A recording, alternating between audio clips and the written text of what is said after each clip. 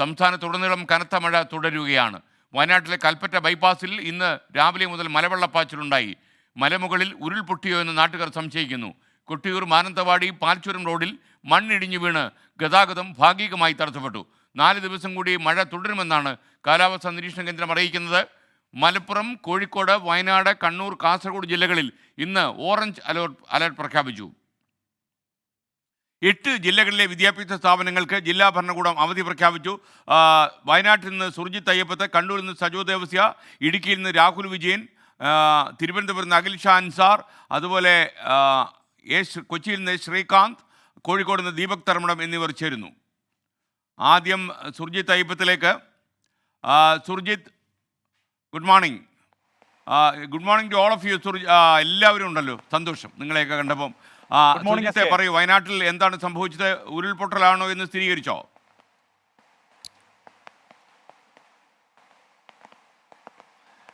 SKN 100% ഉരുൾപൊട്ടൽ തന്നെയാണ്, അതിലൊരു തർക്കവും സംശയവുമില്ല. ഞാനിപ്പോൾ നിൽക്കുന്ന ഉരുൾപൊട്ടലുണ്ടായ മേഖലയുടെ മുകളിലായാണ്. അതായത് ഈ ബൈപ്പാസിന്റെ മുകളിലുള്ള മലയ്ക്ക് മുകളിൽ നിന്നാണ് മലവെള്ളപ്പാച്ചിൽ ഉണ്ടായത്. വെള്ളം കുത്തിയൊലിച്ച് എത്തുകയായിരുന്നു. ഇന്ന് പുലർച്ചെയാണ് ഈ സംഭവം ഉണ്ടായത്. ഇപ്പോൾ ഞാൻ നിൽക്കുന്ന പ്രദേശം എന്ന് പറയുന്നത് വലിയൊരു തോട്ടമാണ്.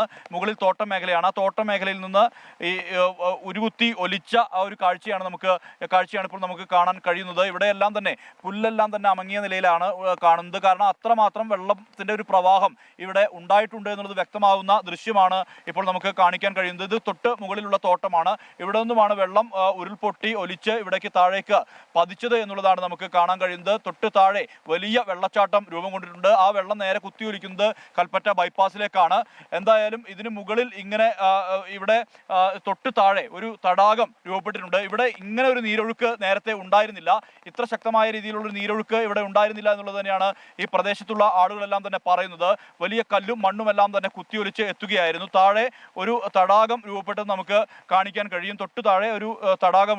അതായത് വെള്ളം ഇങ്ങനെ കെട്ടി നിൽക്കുന്ന അതിലൂടെയാണ് ഒഴുകി താഴേക്ക് ഇങ്ങനെ പതിച്ചുകൊണ്ടിരിക്കുന്നത്. കനത്ത രീതിയിലുള്ള ജലപ്രവാഹം തന്നെയാണ്. ഈ പ്രദേശത്തുള്ള ആളുകൾ തന്നെ നമ്മോട് ഇതുമായി ബന്ധപ്പെട്ട കാര്യങ്ങൾ പറയും. ചേട്ടൻ ഈ ഉരുൾപൊട്ടലിന്റെ സംഗതി അറിഞ്ഞിരുന്നോ? ഇവിടെ ഉള്ള ആളല്ലേ? ഇല്ലല്ല, പിന്നെ ഇവിടെ എന്ന് പറഞ്ഞിട്ടുണ്ടെങ്കിൽ പിന്നെ ഈ ശബ്ദം ഞങ്ങൾ കേട്ടില്ല. നിങ്ങളൊക്കെ വരുമ്പോഴാണ് ഇത് കണ്ടത്. അപ്പോൾ ഇത് ഒരു 3 കൊല്ലം മുന്നേ ഇതേപോലെ ഇവിടെ ചെറുങ്ങനെ പൊട്ടിണ്ടെന്നാണ് പറയുന്നത്. ഈ വെള്ളം നേരത്തെ ഉണ്ടായിരുന്നു, വെള്ളത്തിന്റെ അവസ്ഥ നേരത്തെ ഉണ്ടായിരുന്നു? ഇല്ല വെള്ളമല്ല. സാധാരണ പിന്നെ മഴ പെയ്യുന്ന വെള്ളമല്ലാതെ വന്നില്ല. ഇത് പൊട്ടിയ വെള്ളം തന്നെയാണ് വരുന്നത്. ഈ മേഖല തോട്ടാണോ കാടാണോ എന്താണ്? ഇത് മേലോട്ട് തോട്ടാണ്, കമ്പിളി തോട്ടം. താഴെ ഇങ്ങനെ തടാകം ഉണ്ടായിരുന്നു? ഇല്ലല്ല, അത് പിന്നെ ഒരു ചാല്, വെള്ളം പോകുന്ന ചാലുണ്ടായിരുന്നു, ചെറിയൊരു ചാല്. ആ ചാലാണ് ഇപ്പൊ ഇങ്ങനെ കാണുന്നത്? അതെ, പിന്നെ കുളം പോലെ കാണുന്നത് അതാണ്. അതെ, ഞാനിവിടെ ജ്യോതി പ്രസാദ് എന്ന് പറഞ്ഞിട്ടുണ്ട്, അഡ്വക്കേറ്റ് ജ്യോതി പ്രസാദ്, മൂപ്പര് നോക്കലാണ്. എന്തായാലും ഈ പരിസരത്തുള്ള ആളുകളാണ്. ഇവരൊന്നും തന്നെ ഇത് അറിഞ്ഞിട്ടില്ല എന്നുള്ളതാണ് ഏറ്റവും പ്രധാനപ്പെട്ട കാര്യം. ഇതെന്താണ് സംഭവിച്ചതെന്നും ആളുകൾക്ക് അറിയില്ല. ഈ താഴെ ഇപ്പോൾ വലിയ രീതിയിൽ വെള്ളം കുത്തിയൊലിച്ച് എത്തുകയും അവിടെ ഒരു തടാകം രൂപപ്പെടുകയും ചെയ്തു. ആ ഒരു കാഴ്ചയാണ് ഇപ്പോൾ നമുക്ക് ആ ദൃശ്യങ്ങൾ കാണാൻ കഴിയുന്നത്. ഇതാണ് കുത്തിയൊലിച്ചുകൊണ്ട് താഴെ ബൈപ്പാസിലേക്ക് പതിക്കുന്നത്. അതൊരു വലിയ വെള്ളച്ചാട്ടം തന്നെ ആയിട്ടുണ്ട് എന്നുള്ളതാണ്.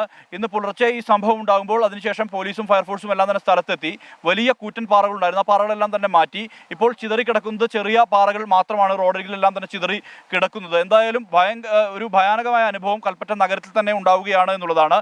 കാരണം തൊട്ട് അരികിൽ കൽപ്പറ്റ നഗരത്തോട് ചേർന്ന് കിടക്കുന്ന വലിയ മലയാണിത്. ആ മലയുടെ അരികിലൂടെയാണ് ഈ ബൈപ്പാസ് കടന്നു പോകുന്നത്. ഏതാണ്ട് ഒരു 3-4 കിലോമീറ്റർ മാത്രമാണ് ഇതിൻ്റെ ദൂരം. ഇതെത്തുന്നത് കൈനാട്ടി ജംഗ്ഷനിലാണ്. കൈനാട്ടി ജംഗ്ഷനിൽ നിന്നാണ് മാനന്തവാടിയിലേക്കും ബത്തേരിയിലേക്കും പോകുന്ന ഒരു ട്രൈ ജംഗ്ഷനാണ് ഇത്. കൽപ്പറ്റ നഗരത്തിലൂടെയുള്ള വഴിയും അവിടെ എത്തിച്ചേരും. അതിൻ്റെ തൊട്ടടുത്തായാണ് ഇങ്ങനെ ഒരു ഉരുൾപൊട്ടൽ ഉണ്ടായിരിക്കുന്നത്. അതായത് കൈനാട്ടിയിൽ റോഡ് തുടങ്ങുന്നതിൻ്റെ തൊട്ടടുത്ത് തന്നെയാണ് ഇങ്ങനെ ഒരു ഉരുൾപൊട്ടൽ ഉണ്ടായിരിക്കുന്നത്. ഇവിടെ നേരത്തെ ഇങ്ങനെ ഒരു വെള്ളത്തിൻ്റെ ഒരു കുത്തൊഴുക്കോ പ്രവാഹമോ ഒന്നും തന്നെ ഇല്ലാത്ത ഒരു സ്ഥിതിയാണ് ഉണ്ടായിരുന്നത്. പക്ഷേ ഇപ്പോൾ വലിയ അളവിൽ വെള്ളം കുത്തിയൊലിച്ച് എത്തുന്ന ഒരു സാഹചര്യമാണ് നമുക്ക് ഇപ്പോൾ ഇവിടെ നിന്നും കാണാൻ കഴിയുന്നത്. എന്തായാലും ഇന്ന് വയനാടിനെ സംബന്ധിച്ച് വയനാടിൻ്റെ പല പ്രദേശങ്ങളും ഈ നിലയിൽ തന്നെ ഇവിടെ അവധി പ്രഖ്യാപിച്ചിട്ടുണ്ട്. അതോടൊപ്പം തന്നെ ഈ നിലയിൽ താഴ്ന്ന പ്രദേശങ്ങളിലെല്ലാം തന്നെ വെള്ളക്കെട്ടിൽ ആകുന്ന ഒരു സ്ഥിതിയുണ്ട്. പ്രത്യേകിച്ച് നൂൽപ്പുഴയും അതോടൊപ്പം തന്നെ കല്ലൂർ പുഴയും ഉൾപ്പെടെ കവിഞ്ഞൊഴുകുന്ന ഒരു കാഴ്ചയാണ് നമുക്ക് കാണാൻ കഴിയുന്നത്.